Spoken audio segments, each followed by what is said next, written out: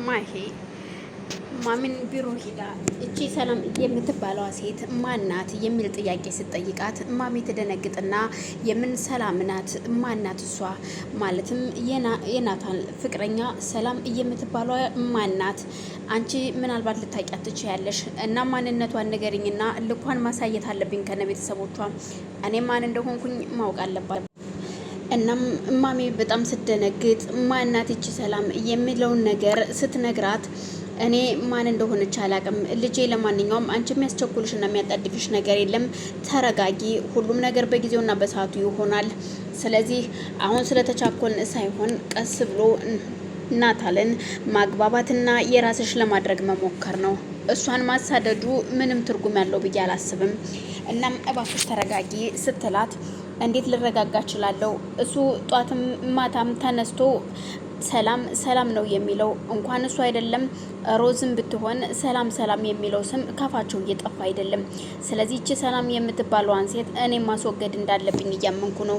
እሷን ማስወገድ አለብኝ ብዬ አስባለሁ ከነ ቤተሰቦቿ። እናም እባክሽን አድራሻዋን ወይ ልጅቷን ማንነቷን ጠይቂና እንድታሳውቂኝ እፈልጋለሁ ስትላት እናት ግን ሰላም ማን እንደሆነች ስለምታውቅ ማንነቷን መናገር ስላልፈለገች አንገቷን ታቀረቅራለች።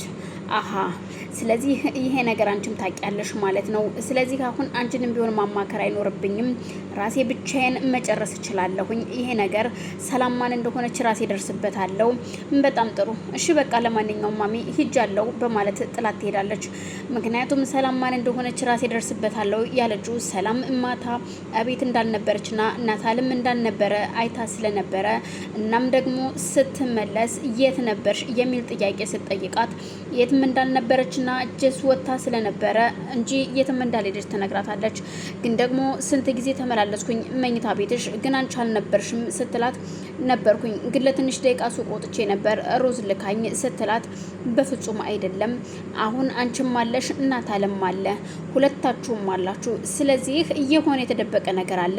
ሰላም ማለት አንቺ ነሽ ማለት ነው ስትላት በፍጹም እኔ አይደለሁም፣ እባክሽን ተይኝ ማሄ፣ ምን እያልሽ እንደሆነ እየገባኝ አይደለም ስትላት ድንገት ሮዛ ትደርስና ቆይ ምን እያደረግሽ ነው?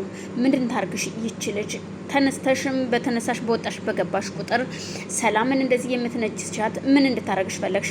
አንቺ ነሽ እንደውም ከዚህ ቤት ለቀሽ መውጣት ያለብሽ። ስለዚህ ከዛሬ ጀምሮ ከሰላም ጋር ሳይሆን ጸብሽ የሚሆነው ከኔ ጋር ይሆናል ትላታለች።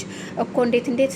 አዎ ከኔ ጋር ነው ጸብሽ የሚሆነው። ከዚህ በኋላ ሰላምን ስትነኪያት ማየት አልፈልግም ስትላት እሷም ተነስታ ሩጣ ወደ ክፍሏ ትሄዳለች። እንዴት ሁሉም በእኔ ላይ ያድባሉ? ስለዚህ አሁን ናሆም ናታልን የኔ ለማድረግ ስለዚህ ብቻዬን መጣር አለብኝ። እናትየዋም ለልጇ እያደላች ነው። ስለዚህ እኔ ነኝ እሱን የኔ ማድረግ ያለብኝ። ወንድሟ እንዲያግዛት ብትጠይቀውም ወንድሟ ግን ሮዝን መከታተል እንጂ እሱን መከታተል እንደማይፈልግ ይነግራታል። ስለዚህ ብቻዬን እወጣዋለሁ ትላለች። ከስር እንኳን እያስፈታትን ልጅ ማሄማን እንደሆነች አገናኘኝ ቢላትም እንኳን እሱን ለማገናኘት ፍላጎት የላትም።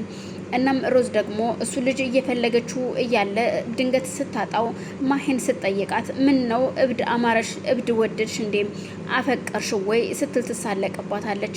ሮዝን በጣም ትናደድና እኔም አንቺ ሰው ነሽ ብዬ እንዲህ አይነት ጥያቄ መጠየቅ አልነበረብኝም፣ አንቺ እኮ የወረድሽ ነሽ፣ ስለዚህ ከአንቺ ጋር ማውራት አይጠበቅብኝም በማለት ሮዝ ተነስታ ጥላት ትሄዳለች።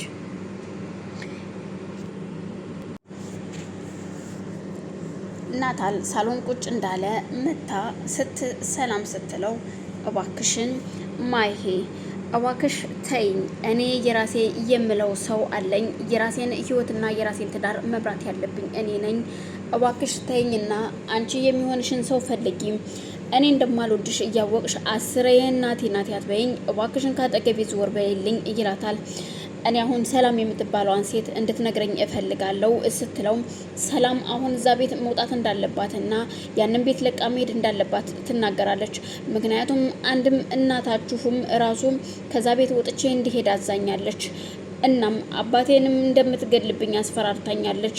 እናም እባክሽ ሮዛ እኔ ከዚህ ቤት መሄድ አለብኝ ሮዝ ስትላት ሮዝ ለሰላም በፍጹም እሷ መሄድ እንደሌለባትና ሰላም ያንን ቤት ለቃ እንደማትሄድ አባትሽንም እገድለዋለሁ ካለች ደግሞ እሱ ከኔ ጋር ነው እኔ ነኝ እዩልሽ ባለፈው አግቻት የነበርኩት እኔ ነኝ። እንደዛ ልብስ ለብሼ የሰላም አባት ነኝ እያልኳት ያለሁት እኔ ነኝ። ስለዚህ መግደልም ከሆነ የምትፋለመው ከኔ ጋር እንጂ ከአንቺ አባት ጋር አይደለም። ሰላም እሷን ዝም በያት፣ ለተወሰነ ጊዜ ነው እማዬም ምናልባት የምትናገርሽ ለተወሰነ ጊዜ ነው። እናም ተረጋግተሽ ተቀመጪ። ምንም ነገር እሷን እንዳትፈሪያት፣ ግን በቻልሽው አቅም ደግሞ ራስሽ እንድትጠብቂ እመክርሻለሁኝ። ሰላም አንድ የምነግርሽ ነገር ቢኖር እኔ ሁሌም ከጎንሽ ነኝ፣ ወንድሜም ከጎንሽ ነው። ደግሞ እርግጠኛ ነኝ በቅርቡ ይህንን ቤት ለቃችሁ ትሄዳላችሁ፣ የራሳችሁ ህይወት ይኖራችኋል። በዛን ሰዓት እናቴም ብትሆን ያን ጊዜ እውነታው ይገባታል።